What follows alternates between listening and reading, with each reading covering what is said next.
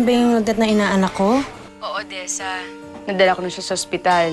Napacheck ko na yung ihi niya tsaka yung dugo niya. Pero wala naman na kami nakitang infection.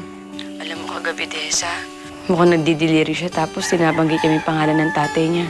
Baka naman kaya sa sama ng loob. Kaya nilalagnat yung inaanak ko, Sharina. Baka kailangan niya makita yung tatay niya, Sharina. O sige, Desa. Alagaan ko na muna si Joy.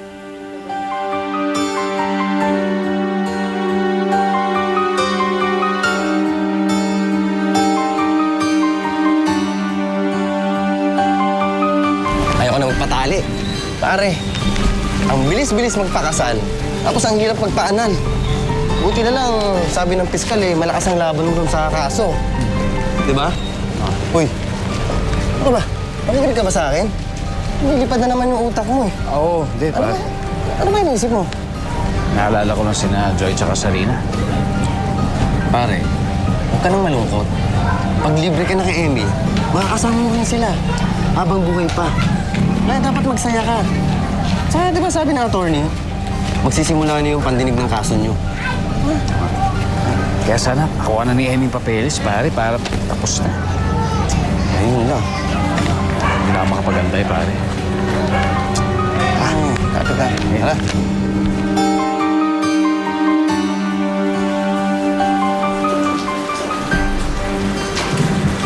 Te, saan lakad mo, te? Sa terminal ng taxi ko.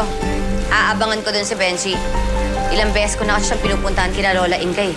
Pero lagi ko siyang di naaabutan. Mukhang kakutsaba niya yung matandang yung sa pagkatago sa akin ni Benji. Ay, teka lang, may dumating nga pala sulat sa'yo. Nakita mo na ba? Nabasa mo na ba? Sulat para saan? Hindi ko alam. Basta nilagay ko kasi dito, tapos nakapangalan siya sa'yo. Teka lang. Eto, para sa'yo.